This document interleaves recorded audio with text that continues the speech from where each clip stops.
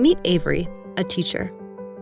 Several students in Avery's class shared that they are experiencing dating violence. During a professional development course, Avery learned that dating violence involves aggressive, threatening, or manipulative behavior in teen romantic or sexual relationships. Teen dating violence can be physical, sexual, emotional, or involve stalking. Teen dating violence can happen in person or online and impacts young people from every sexual and gender identity and from every racial and ethnic background. Teachers can support youth experiencing dating violence in several ways.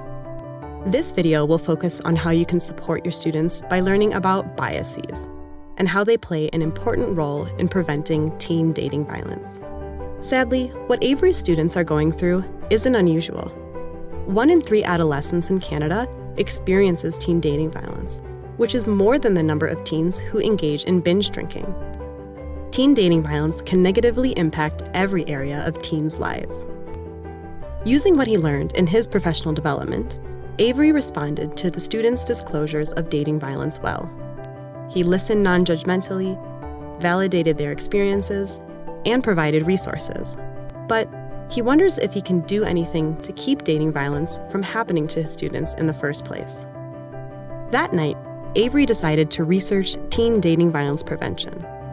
He learned that bias plays a big role in teen dating violence. A bias is an automatic judgment or an inner thought people can have without even being aware of it. Typically, these inner thoughts happen when someone encounters a person who is different from them. They are shortcuts our brains take to help us process information quickly, and they are influenced by the things we have learned and experienced throughout our lives. For example, things we have seen in movies or things our families and peers have told us. Unfortunately, these shortcuts can be harmful because they can lead us to incorrect conclusions about others, and as a consequence, we end up treating them differently, which is discrimination. Learning about our automatic thoughts is important because they can guide our attitudes, beliefs, and behaviors. As an example, many of us have experienced people who are not men being treated differently as compared to men, which is called sexism. Discriminatory attitudes, such as sexism, often set the stage for teen dating violence. For example, in the case of sexism, seeing women and other genders as less valuable may mean we feel comfortable treating them with less respect or harming them physically, sexually, or emotionally. So addressing bias is important because bias lays the groundwork for the discriminatory attitudes and beliefs that can lead to dating violence. Now, let's come back to Avery's question. If he wants to prevent dating violence, how can he learn to be aware of his biases? One way is to learn about the iceberg concept of culture. The iceberg identifies our culture's spoken and unspoken rules. Above the surface are our spoken rules, like what we say and how we dress. Spoken rules shape our attitudes and beliefs, and influence how we think about people and how we interact with them. Unspoken rules are beneath the surface and are sometimes hard to see. Unspoken rules are often referred to as social norms because they define what is considered typical within a broader cultural context.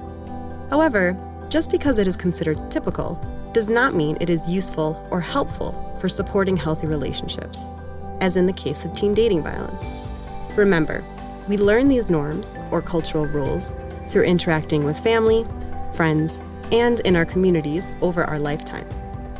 These rules can affect how we treat individual students in our classroom, even if we don't mean to. For example, think about which of your students wear nail polish. The unspoken rules deep in our culture, the part of the iceberg beneath the surface, that say that nail polish is only for girls can lead you to think only female students are allowed to wear nail polish, the social rules above the surface.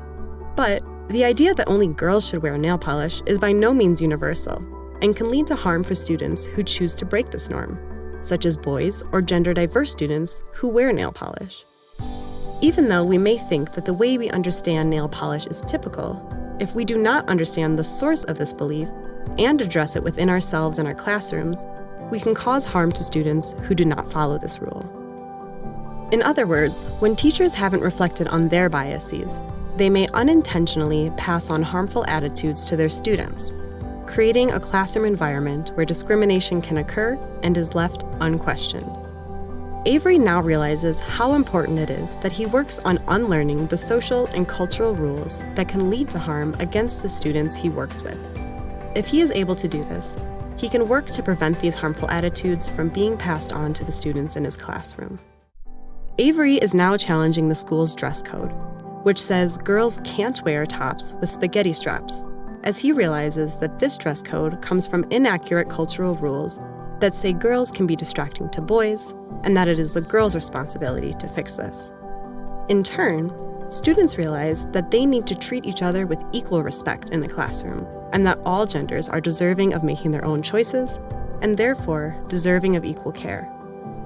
Avery also realizes that on top of responding to disclosures of dating violence in a helpful way, there are so many other ways he can help prevent dating violence. He talks to his principal and colleagues about how preventing teen dating violence begins with recognizing the biases we learn and then challenging them. He explains that when teachers unlearn their own biases, they will demonstrate what respectful behavior looks like for their students, which will support healthy attitudes and help prevent teen dating violence.